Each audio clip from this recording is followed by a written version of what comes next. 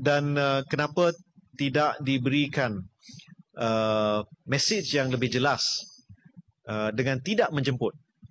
Sebenarnya menjemput itu adalah perkara yang lebih susah. Dari segi mudah untuk kita pulau. Tapi sikap yang amat berhormat Perdana Menteri dalam banyak perkara ialah kita perlukan dialog.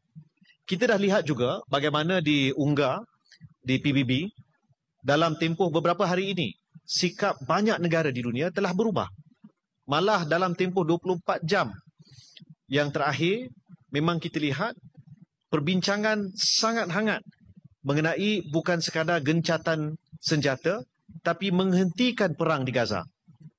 Maka inilah tempoh yang paling sesuai untuk kita jemput Presiden Amerika Syarikat selain daripada menyatakan pendirian Malaysia dan memberi ruang kepada negara-negara ASEAN yang lain untuk berinteraksi, menyatakan pandangan mereka kepada Presiden Amerika Syarikat.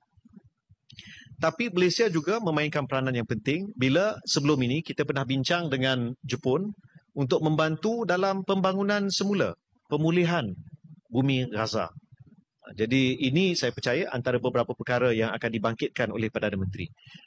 Lebih bermakna untuk kita dalam saat sekarang apabila pelbagai negara termasuk Luxembourg, termasuk pelbagai negara yang telah mengiktiraf kewujudan negara bangsa Palestin, maka inilah masa yang sesuai untuk kita jemput dan kita nyatakan bukan sekadar pendirian Malaysia tapi hasrat Malaysia juga untuk terlibat dalam membangunkan semula Palestin.